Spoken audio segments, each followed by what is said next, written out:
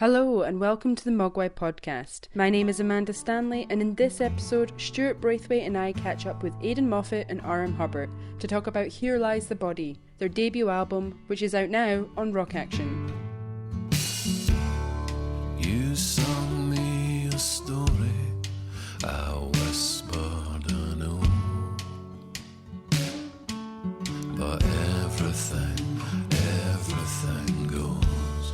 You wanted to travel, I blocked off the road, and everything goes. The bedroom needs tidy, the kitchen needs clean. I'm not easy to live with, but I'm down with the kids.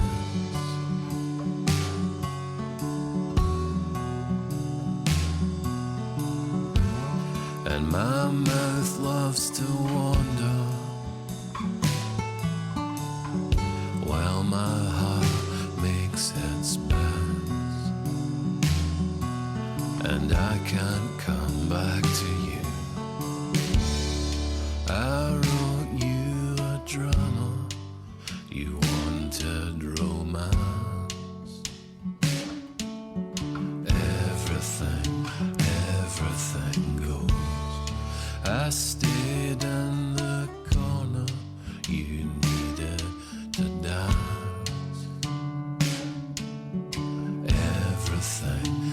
Everything goes. The bins need an empty, the children need fed, and you love the dawn chorus. You love blue skies above.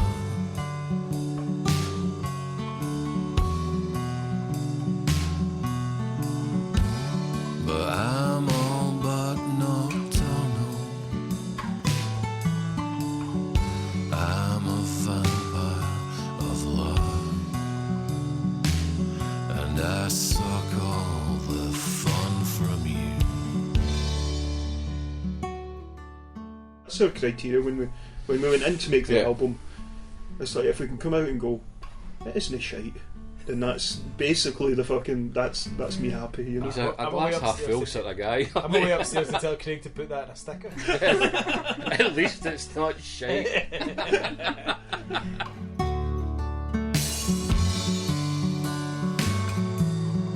Everything goes, everything goes, everything goes, everything goes, everything goes, everything goes, everything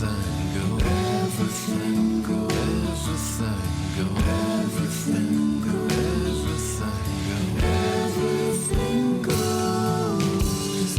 everything goes,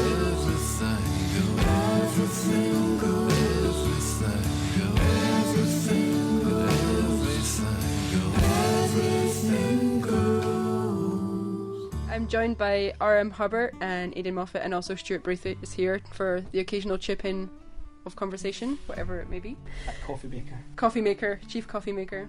I kind of want to go back to the beginning, and seeing as how Stuart's here as well, talk about how you all first met one another, because I know around the 90s there was a lot of music going on in Glasgow, and I know, Hubby, you were involved a lot with booking shows and things like this, so I wanted to kind of, for listeners, kind of cast a picture of what was happening around Glasgow at the time when you all met.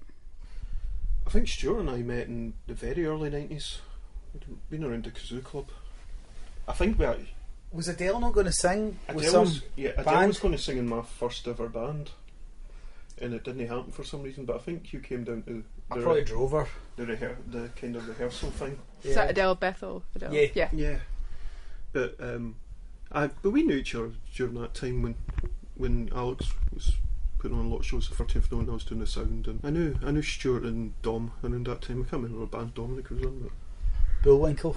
That's right. Aye. I remember these things. Fucking hell, you've got a good memory. So we've known each other since then, I think Aidan and I must have met in the late 90s. I don't remember actually being introduced. I think we Did just you know book Arab Strap gig? we were talking the other day. It was my first week at Tuts. I think John Williamson actually booked it. It was the 10-day weekend, but it was like one of my first shows I ever had to rep at Tuts was fucking Arab Strap, which, as you can imagine, was a nightmare. Did they have unreasonable rider demands? No, I don't remember it being a nightmare at all. Oh, It was good. you were at that gig. I know you were at the first Arab Strap gig because I got it for free. You did, but that was the first time I met Stuart when I paid to get into Mogwai. I booked, was it a week or two after it? Aye. Sleazy's, and I said, "Oh, I'm a bit skint. Can you let us in for free?" And he said, "No, I paid to get to see Arab Strap last week or whenever it was. So it's only fair that you pay." And it was only until about 5 years ago I think you revealed that was a lot of shite. So it's been a very... We've been lying to each other ever since. It's a relationship based on fraud and money arguments. But I don't know when the first time I met you was... I mean, it must be around that time. I used to go... I mean, before Arab Strap, I would come through and go to the club at Mono. In the Mono, 30 Notes. Yeah, I'm sure I used to go to that a few times. Must have meant that. Might seem like badge wearer and things like that. And Well, yeah, I used to. would that have been about that? Yeah. I used to put them on. Yeah, I used to Well, come Glasgow through, so I Music mean, I probably...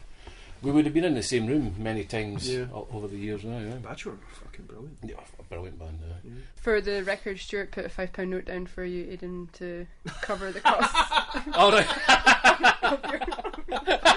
I didn't even notice that. Oh, We're good. how We're much good. was it? How much? Well, I think it probably was a fiver. I'll fucking take You that. like the rate of inflation. Normally right? I would give you that back, but fuck it, I'm keeping it. Aye. Inflation, don't bring inflation in it. Well, I mean, what was it? I think it was 25 quid for the Balance tickets. So, Oh dear. So you kind of mentioned some names throughout the time that from the early days of meeting one another, putting gigs on and attending one of their shows or repping each other's shows. How do you think that now, seen as like 20 years on, so much has changed in terms of music and how we consume music, but also I think like Glasgow as a scene has changed as well. For you now, predominantly as a musician, hobby as opposed to a booker, like how do you feel like the scene has changed? I've no idea because I'm old and out of touch. You know what I mean? I assume there's a thriving DIY scene, but they want nothing to fucking do with me. I don't know, when I started doing the RM Hubbert thing, I kind of met a lot of the young people. The young people, fuck's sake. the youngins. The kind of current generation of people putting on their own shows and putting stuff, you know, doing house gigs and shit like that. And it was great. They seemed a lot more organised than we ever were. You know, it was kind of... It's more easy to be organised when you've got an internet. Yeah. It was all phone boxes back then and faxes. Well, you know what? I remember this going back before. Around that time when I was in Glue, we used to book in Glue, not on Glue. I was going to say. Glue, yeah. I was in a band called Glue. Oh, RM Hubbert, the Glue years. Yeah. I never really left, you know. But I remember, like, we used to go on like 5-6 week European tours, and they were all booked via post because we couldn't afford the long distance phone calls. And it was Angus, the bass player, to book these all. And basically there was a book published every year called Book Your Own Fucking Life from Maximum Rock and Roll magazine, and it was it was a worldwide directory of DIY punk, hardcore bands, labels, promoters, zine makers. And it was just you got this one book, and we would basically go, right, we want to go to Paris, so you look up Paris, and you get in touch somewhere saying, you put us on and we'll put you on in Glasgow. And we would organise these really long fucking tours based around it. And weirdly, once the internet kind of took that away, I don't know if the book is made anymore, but certainly people use the web to do booking now. It actually became a lot harder because there wasn't one centralised place you could go to. You had to actually go and figure out who was doing stuff in Paris and fucking find their website, and so it made booking DIY tours much harder, kind of. But everything else is much easier to promote a show now than it was. Not that nobody pays any attention when you send a Facebook invite, but You know, it ticks a wee box. I promoted the show. It's certainly much easier to manage a tour than it used to be. Much easier. Yeah, it's just one email and that's it. Yeah, we were steaming stamps off letters and stuff, and sellotaping them on, and it was mental. But you go next doors and you get looked after really well, and then you get some mental band from Białystok in Poland coming to visit you. You know, yeah, it was good. Around the time as well, I'd spoken to Paul Savage for the most recent episode that will have come out when I've recorded this. We were talking a lot about just around that time how he had been working with you, Aidan, but then also with you, Stuart. Like, what was the kind of atmosphere like around thriving young label at the time? And obviously, Stuart, now you have a label. How do they compare? I think at the time, I mean, you don't think about these things when you're young, but no, I think it's normal. I mean, and it was really kind of casual. The first time I heard Mogwai was actually Paul played me. I think it was summer.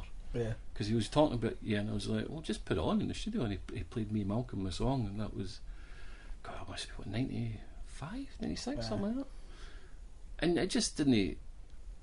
When you're young, you don't have. I mean, no, I don't think anybody expected anything from it. I certainly didn't expect to be here 20 odd years later, still doing the same thing. I think my main ambition was to do a single, hopefully to get a Peel session, and that was it. That was my entire ambition for the whole thing.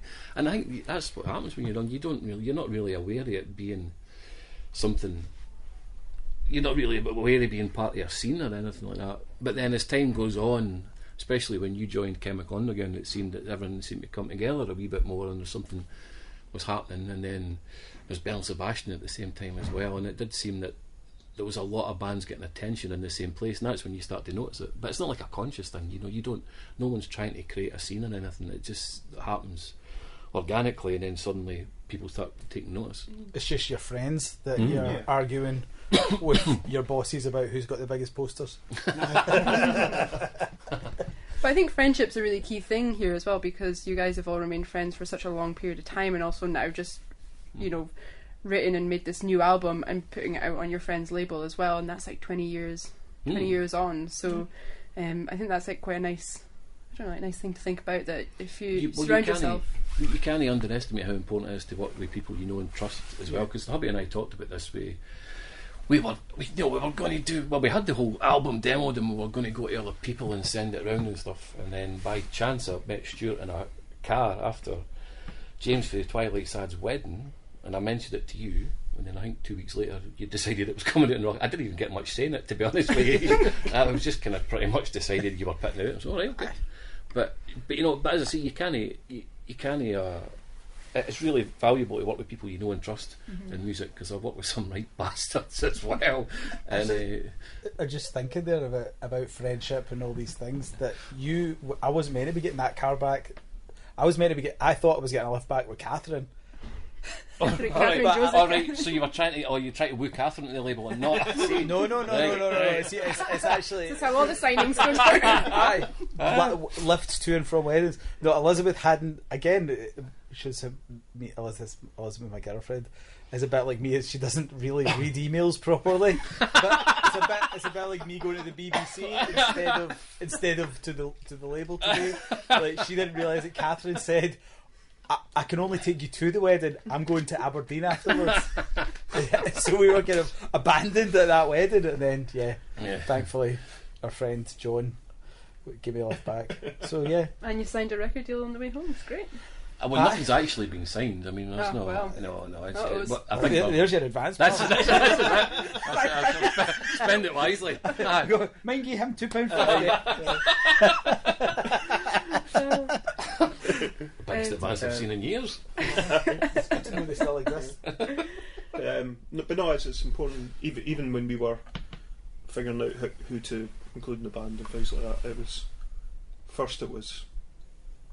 make sure they're not a dick, and then second, make sure they're good. Always a good bass role. Yeah. Who is it in the band?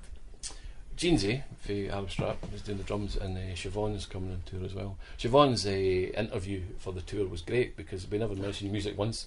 Because I already know she's capable of doing everything we want her to do, and she's a great musician and a great singer. So it was just so you pretend you want to go and talk about the tour, but you actually just need to sit and get pissed to make sure you're going to get on when you're sitting in a bus with each other. And it turned out she's a right good laugh. So it was that was it.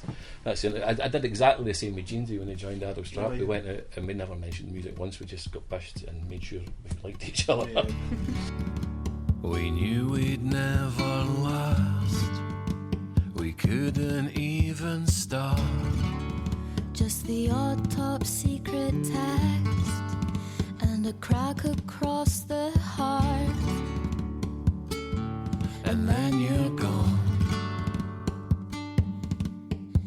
But cracks like that don't heal, they hide away.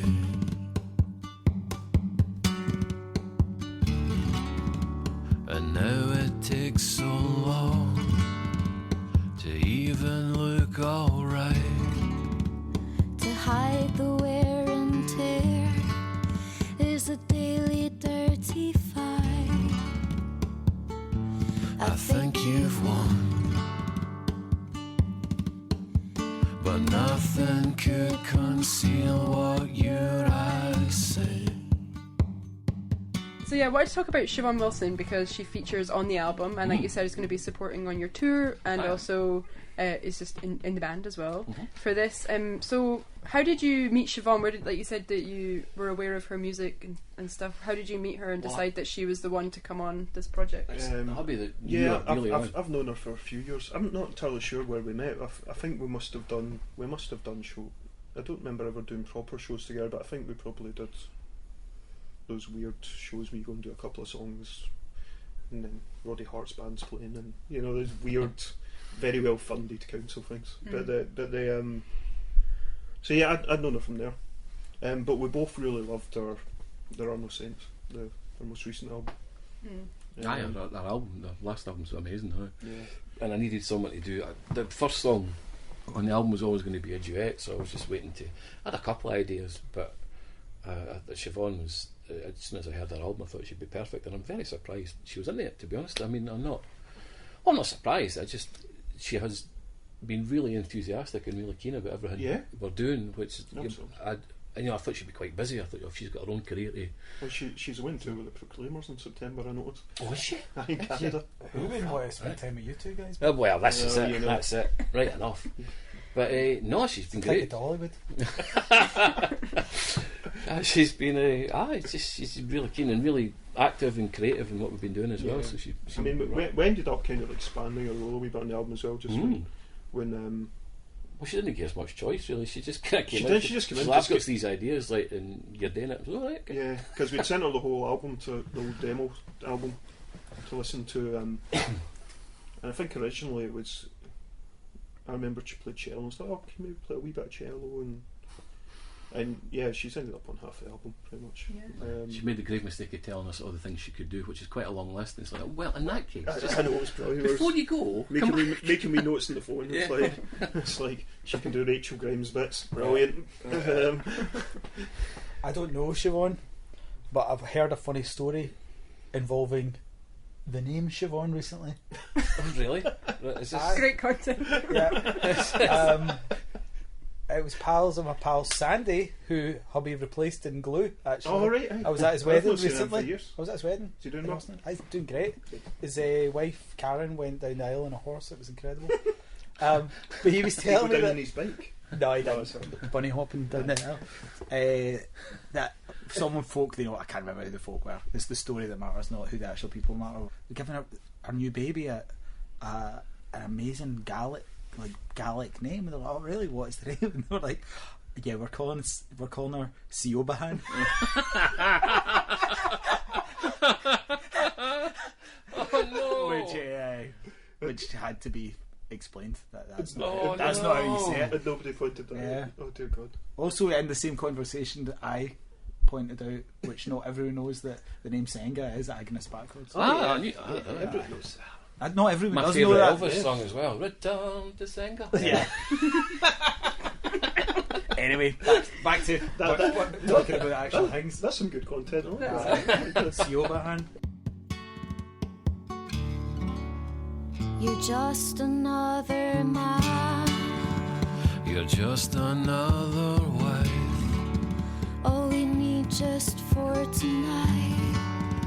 just to live another life, and then I'm gone. But life's like that, don't die, they haunt and free. So keep your fingers to yourself. Keep your cloak and dagger loose. Now you can go back to your boys, and you can go back to your books. It's almost dawn, so now's the time to stop the act and stay. In the album, like you said, the album opener, Cockrow, did you want it to be a female vocal that was accompanying you? Like, had you initially gone into that thinking that's the voice that I needed? Aye, well, it wasn't. I think that was about halfway through it when I wrote that one, and I wanted to have a duet that would branch out in these other stories of the same sort of characters and stuff. So that it was always going to be it wasn't always the first song, because there was a wee sort of intro that we had that we decided I didn't need it at the end, but it was always the first proper song, and it was going to be introduced to this sort of situation and talk about it afterwards. So it was. I mean, I could have asked Hubby to do it, but I don't think it would have quite the same effect. We'll have to do that at some point. Well, maybe when Siobhan's ridiculously famous and she's off headlining her own tours and stuff, then we might have to resort to that. But it's always a pitch shifter. Yeah. But actually, all the demos were done in that. You know, that sort of thing you get in GarageBand, change your male voice to a female voice. Yeah. So other demos have like me singing her parts. There's a 20-year anniversary bonus disc just ready to go with it. It's terrifying. With a lot more swearing on the album and Nadia talking about that. And that's it. Well, speaking of names backwards, Aidan and Nadia. Nadia is my alter ego, so I had Robot Nadia on all the demos. We're going to have to get into production early for Record Store Day 2019. Lead times are getting really bad with all these Rod Stewart picture discs, 7 inches that everyone's queuing up for. Yeah, it's quite, the releases this year are quite hellish. There isn't much Some good at all. stuff. Really? There's some good stuff. There's a couple of good live albums I noticed. Oh, yeah. Who by I can't remember, but I remember thinking, well, they definitely made there's a Bowie late 70s one that's never been put out. Oh, really? Yeah, really? It suggests to me if it's never been put out and it's never been a bootleg, it must be a bit shite. I mean, no, it's been put out on a CD, like like an extra CD on like that big huge station to station reissue or something. Right. That'll be good. But see, that's a good example though. It's just been hijacked by major labels making money out of fucking shit that nobody needs. But anyway, the record shops need it, so is that not how we'd be making a living? It's selling shit that people don't need. No, everybody needs music in their lives. You know, it depends. But you know, they don't necessarily need, for instance, the album of demos that we've just talked about on coloured vinyl. You know, an limited edition. That's not going on the podcast. They do need it. They need it more than they need fucking hair.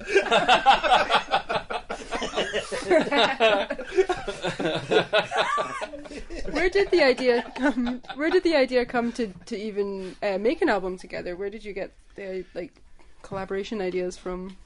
We'd collaborate. We've actually only ever collaborated once before, but then we just played it to death for about 5 years. Yeah. So it's we wrote a song together, Car Song, from my second album, 14 Lost and Found, and whenever Aidan was about, I would drag him out on stage and ply him with cider and fucking let's do the song. Very cheap date when it comes to things like that. Really are. It was brilliant. I'd gone out and I'd supported Aidan and Bill Wells when they were touring, and then after I won the Say Award, Aidan came out and did a couple of shows with me doing his spoken word thing. One at Mitchell Fair and we did one in the Sage at Gateshead for Louse Festival thing. I think we were just chatting on the way down and you were saying, I think it might have been along the lines of, we really should get more songs to sing. I'm singing this one fucking song. I think we're both kind of lamenting the fact that it's been kind of billed as, you know, as R.M. Hubbert and Aidan. You know, it's like a dual headline thing, and it's like we're only fucking doing one song together. Feeling a wee bit like I'm cheating someone out of their money here. So yeah, we decided, and then that must have been, 2014 or something? I think so, that was a while ago. Yeah, and I started writing the music in early 2015, and I actually wrote most of the music at the same time I was making Telling the Trees.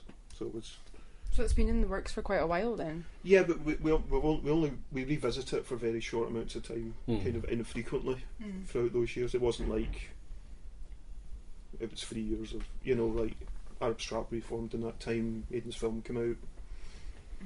The film that Stuart and I were involved with, Lost in France, came out as well, and Telling the Trees came out as well. So squeeze it into our burgeoning movie career.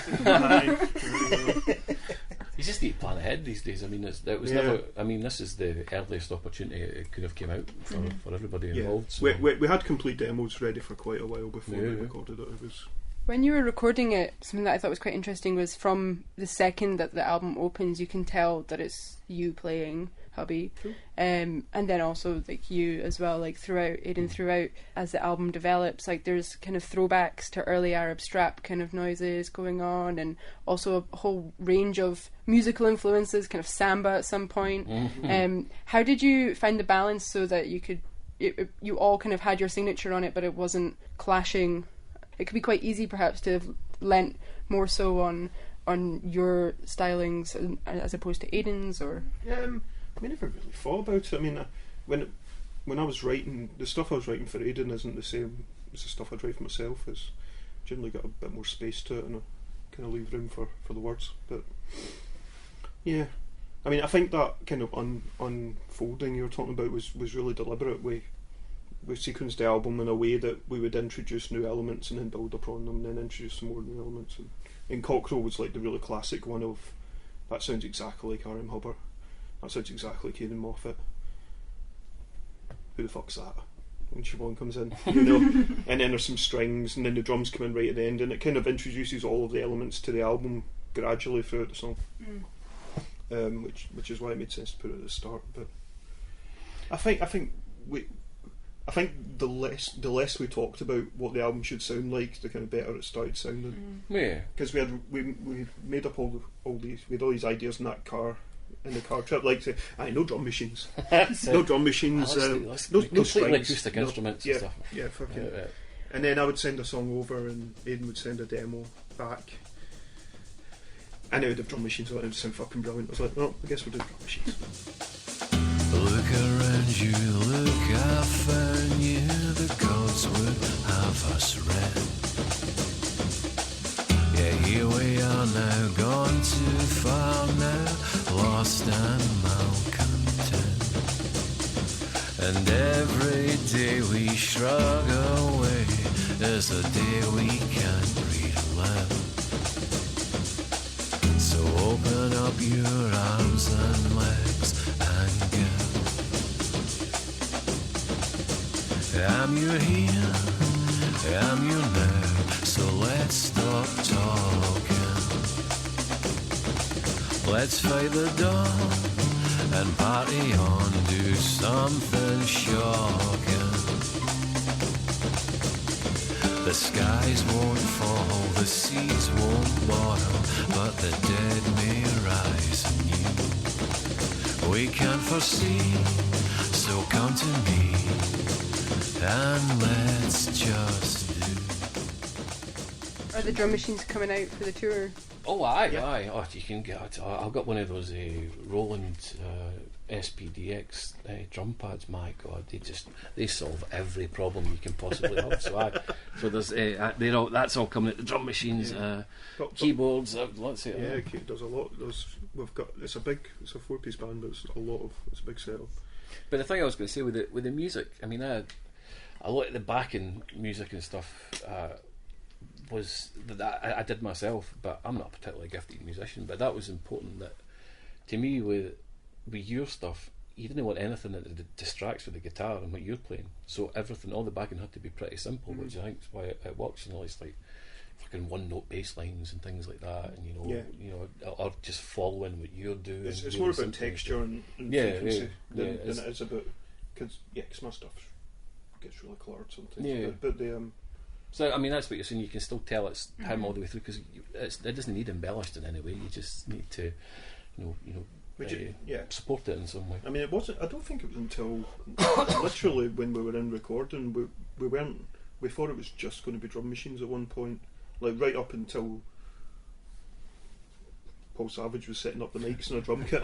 Well, it was going to be drum machines, but what happened is we booked. What was it? You booked 10 days. You'd done the guitar in half the time. No, I did my guitar in just over 2 days. Oh right. Yeah. Well, then I think I had 3 days down for all the vocals. Did all the vocals on the first day. So then I was like, oh fuck it, we might as well get the drums in. I'll do the drums as well. So then we did the drums. So it just happened we had all this time because we seemed to be so well organised going into the studio. Well, that was fine. We had no idea how long it was going to take to record because we'd never done it before. So we were just kind of like, fucking this, But yeah, Aidan was really well practiced because he'd just come off of tour.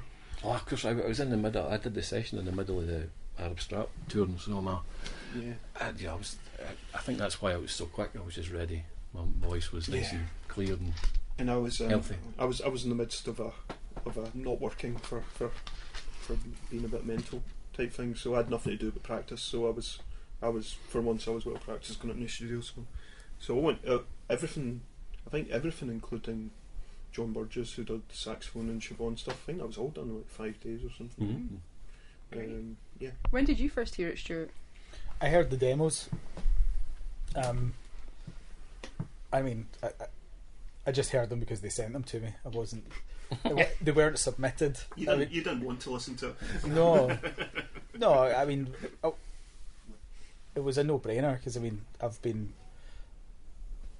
as well as pals, I've been a huge fan of all the music that Hubbie and Aidan have made, and just really excited about it. And it's been cool seeing the difference between the demos and the final record. And I love putting out records. It's kind of weirdly more satisfying than your own record when you get it back and you're like, oh. So the album comes out May 11th. 11th, yes. And then you're playing St Luke's, and then you're off on a wee tour. Yes. Is that the first gig? It's the first proper gig. We're doing a couple of sessions before it for radio and TV, but it's the first proper gig with real people at it. Great. Can't wait. And Siobhan Wilson will be supporting also? Yes, she is indeed. Yep. And what can we expect? I know in the lobby earlier, Hubby, you said that there's a cover that is a secret. But nobody's allowed to know the cover. Nobody. Once you've played it, nobody will know still. Well, that'll be when depending on the age of the audience. Yeah. I mean, most. I'm expecting a big middle-aged contingent. So I think they'll be all right. Kids in America. Yeah, no, same sort of era. Actually, same sort of era. But I don't think Siobhan knew it at all. Siobhan didn't know it. No, which I was quite surprised that you forget that how old you are. I know. Fucking hell, I know. Yeah. I know. Just that. Yeah. I don't. Yeah. Fuck. So a four-piece band. Yeah, four-piece band. I mean, we'll be doing the album in its entirety and. Well, not in the right order because not in the right order. Bizarre fucking guitar tunings that this boy. Did he get started again? Jesus Christ! Fuck's sake! Yeah, we'll be doing all the songs on the album in a different order. Well, we'll need to, otherwise the set would be very short. Yeah, we'd be very the short. Album's only half an hour. The album's only 34 minutes, so we'll play some songs. Then I'll talk cover some version shite 20 minutes while long. It's a version of Television's Marky Moon at half speed. A double version of Sister Raven. Yeah. If we're still short, I can play Freebird. Right. So yeah, I mean, it'll be. I don't know. It'll be brilliant. I hope it's not shite. That's our criteria when we went in to make the album. It's like if we can come out and go, it isn't shite, then that's basically the fucking that's me happy. You know, he's a glass half full sort of guy. I'm only upstairs to tell Craig to put that in a sticker. At least it's not shite. Not shite. Not shite. You know, that's fucking. I don't know. You can't judge how good your own music is. It's fucking. You can have an idea that people might like it, but you can't. It's going to be great. Yeah, I'm really looking forward to the shows. I think We finished the record so long ago now, it's just been sitting on it and waiting, so it's the shows always make it a bit more real again. Yeah, absolutely. You always the songs find a new life when you're doing them live, and there's not too many changes we're doing. I mean, there'll be some slight changes, but they'll hopefully be for the better. Have you got any excellent merch? One T-shirt and maybe a poster. I don't know if we're doing the poster. Is it the poster? Speak a wee bit about that. Is it the mono poster? No, it's a different. I did these sort of 70s porn posters, like Here Lies the Body, but it's a double-sided one. So one of them is this sort of pink, and it's this woman lying reclining. The other one's a big muscly man, like so it's a sort of blue and a pink side. so you can decide which a double-sided one. So you can decide which one you want to put up by, or buy two. So you can bisexual. Buy two. Exactly. Yeah. It's very woke. Yes. The irony is, of course, like the blue side will probably be purchased solely by gay men, and the women will probably like the red side better. But anyway, doesn't matter. Amazing, guys! Thank you so much. She runs along the canal where her granddad took her walking, where the gypsies' fires would burn for weeks, and she'd daydream she was with them, living on the road and stopping wherever, whenever.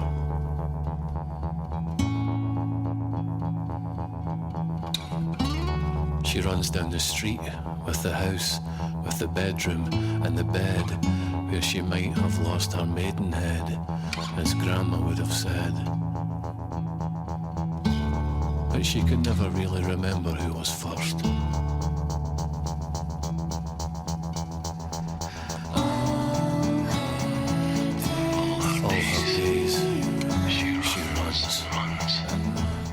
Thank you so much once again to Aidan and Hubby for taking the time to talk. You can get your hands on their debut album, Here Lies the Body, from all good record shops or from the Rock Action store, where you can find a whole bunch of great releases from the label too.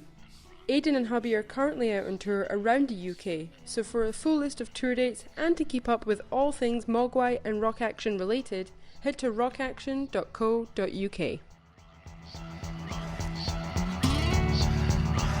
By the back of the high school gym, where pimpled boys fell on weak knees at lunchtime and offered her forever. By the haunted houses, where the witches danced, where she was groped by a ghost in the adolescent dark. Then through the new builds, with big cars parked in big drives under big trees. When she was young, this was all a woodland maze, with a sexy secret round every bend of bracken.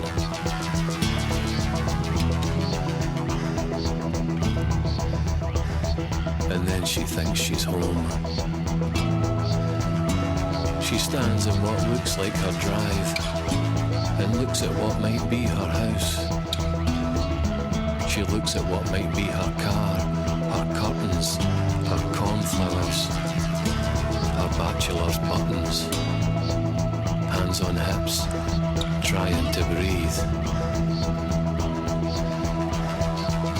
There are no lights on, there are no signs of life. So she turns around and she runs. All her days she runs. All her nights she runs. And runs. All her life she runs.